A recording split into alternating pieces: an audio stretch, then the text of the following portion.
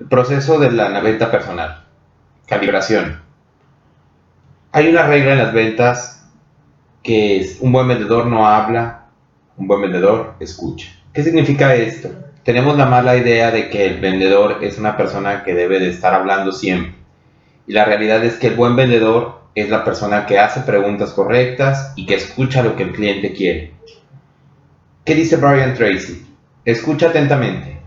Sé un oidor activo, concéntrate en la boca y en los ojos del prospecto, como si dispusieras de todo el tiempo del mundo, como si estuviera a punto de darte el número de lotería ganador. Escuchar afecta a las personas. Cuando una persona es intensamente escuchada, su autoestima se eleva, se siente más valorada y se gusta más.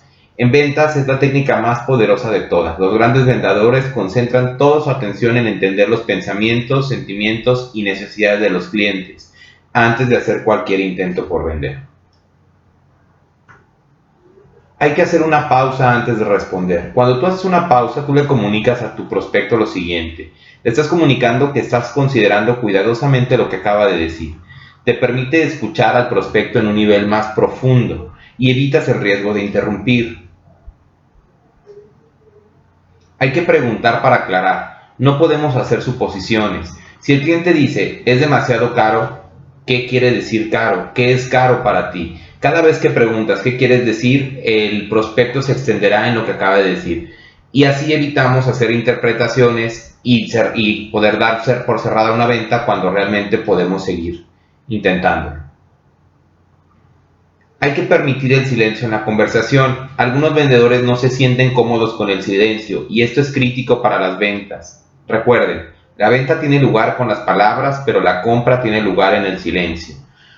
Hay momentos en la negociación, que lo vamos a ver más adelante, donde tú haces una oferta para tu cliente y el cliente lo está pensando y en ese momento tú mejor decides ofrecer más descuentos u ofrecer otro tipo de cosas porque te da miedo que se caiga la venta. Cuando el cliente está en silencio, hay que permitir el silencio en las ventas porque es el momento en el que él está tomando una decisión. Las preguntas equivalen al control. La persona que hace las preguntas tiene el control. Cuando haces una pregunta, el prospecto no puede pensar en nada más hasta que se dé la respuesta. Si yo, por ejemplo, les empiezo a preguntar a ustedes cuántos años tienen, dónde viven, qué estudian, ustedes únicamente están pensando en responder mis preguntas. Es lo mismo en las técnicas de ventas. Hay que preguntar, obviamente sin caer en el exceso de que parezca un cuestionario. Hay que parafrasear en las propias palabras. Parafrasear significa decir lo mismo, pero con otras palabras. Por ejemplo, el cliente dice, pues realmente me gustaría una casa porque ya me quiero cambiar del lugar donde vivo. También me interesa que la casa esté grande porque tengo 4 hijos. Entiendo, señora López. Entonces, usted está buscando un mejor ambiente para sus hijos, además de una casa que sea lo suficientemente amplia para su familia. Utiliza preguntas de respuesta abierta. Cada vez que haces una pregunta con los pronombres quién, por qué, dónde, cuándo, cómo, animas al prospecto a hablar. Las preguntas de respuesta cerrada es para llevar la conversación a una conclusión. Si yo pregunto, ¿estás cómodo? Probablemente me van a decir sí o no. Pero si yo pregunto, ¿por qué estás cómodo? ¿Qué te hace sentir cómodo? Voy a obligar a que las personas hablen.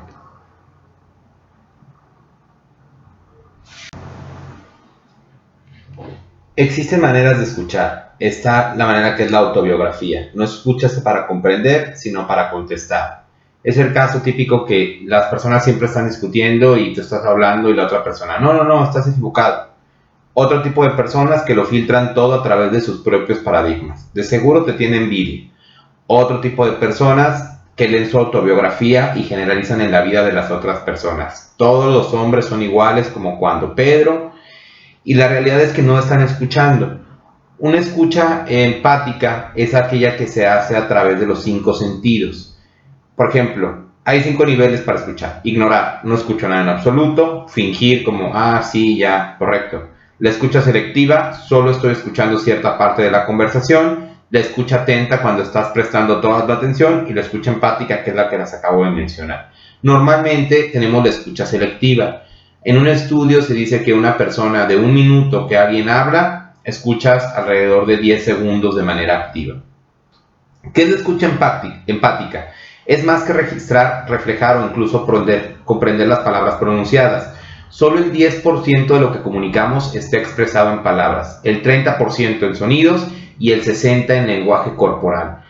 Es importante en la venta entender el lenguaje corporal. Esto lo vamos a ver en clase porque no se puede grabar por aquí. Tenemos otro factor que debemos de evaluar, que es el poder de las preguntas. Lo veíamos en el pasado, las preguntas equivalen al control. Hay preguntas que captan la atención. Supongamos que si se produce una falla, yo tuviera una garantía en la que le respeto esto y le devuelvo su dinero, ¿usted me compraría? Este tipo de preguntas captan la atención. Hay otro tipo de preguntas que obtienen información. ¿Qué más me puedes decir? Hay otras personas quienes deba consultar antes de tomar una decisión. En asuntos como estos, ¿cómo toman las decisiones finales? En este momento sé todo lo que debería saber sobre el asunto. Hay preguntas que suministran información. ¿Existe la posibilidad que, si hiciéramos esto, no representaría una ventaja para su familia? ¿Puede usted garantizarme que este es el precio más bajo disponible de este modelo de artículo? Si no es así, necesitaré pensarlo antes de tomar una decisión. Preguntas que permiten obtener más tiempo. ¿Qué quiso decir exactamente cuando dijo? ¿Pudiera usted repetirme la oferta? Y hay preguntas que guían el pensamiento. Si tú estuvieras en mi posición, ¿qué sugerirías? ¿Qué pasaría si tomamos esta parte de tu propuesta y esta otra de la mía y trabajamos de esta manera? Y hay preguntas que nos ayudan a determinar la posición de la otra parte. ¿Qué necesitamos para cerrar el trato? ¿Hay una oportunidad de hacer algún arreglo adicional? Si yo hago esto por usted, ¿qué puede hacer usted por mí? ¿Le gustaría hacer un pedido especial o los artículos en gris y azul que tenemos en el inventario? Este tipo de preguntas nos ayuda a determinar la posición. Por ejemplo, si yo les pregunto, ¿qué color vas a querer del coche? Yo estoy asumiendo que ya estamos cerrando la venta. Si tú me dices, quiero el color amarillo, esto significa que probablemente tú ya decidiste comprar el coche. Otra, por ejemplo, ¿existe una forma en que podamos hacer esto? ¿Qué razones tienes para hacer la oferta? Aquí viene en la siguiente diapositiva el tipo de preguntas, es un resumen. Pero hay una pregunta que distingue a los vendedores pobres de los vendedores ricos y se le llama y se le conoce como la pregunta del millón, porque hace millonarias a las personas. La pregunta del millón es, ¿cuál es el principal motivo por el que desea comprar este producto? ¿Qué pasa si yo voy a comprar una casa y hago visitas en todas las constructoras, llego a una casa y me hace un vendedor esta pregunta? Y yo le digo, el motivo principal por el que quiero comprar una casa es por el tema de la seguridad. Entonces, si yo quiero seguridad, ¿el vendedor de qué me tendría que hacer la presentación? Me tendría que estar hablando de la seguridad. A mí no me importa si el muro es de bloc, de concreto, no me importa si el piso es cerámico, lo que yo quiero es seguridad. Entonces, así es como me tendría que vender el vendedor. Y preguntar después, ¿qué otra característica es importante para usted? Hay 4 consejos para diagnosticar. Primero, hay que comprender las necesidades del cliente. Segundo, hay que entender los temores de nuestro cliente. Tercero, identificar los deseos. Y cuarto, relacionar estos 3 para vender soluciones.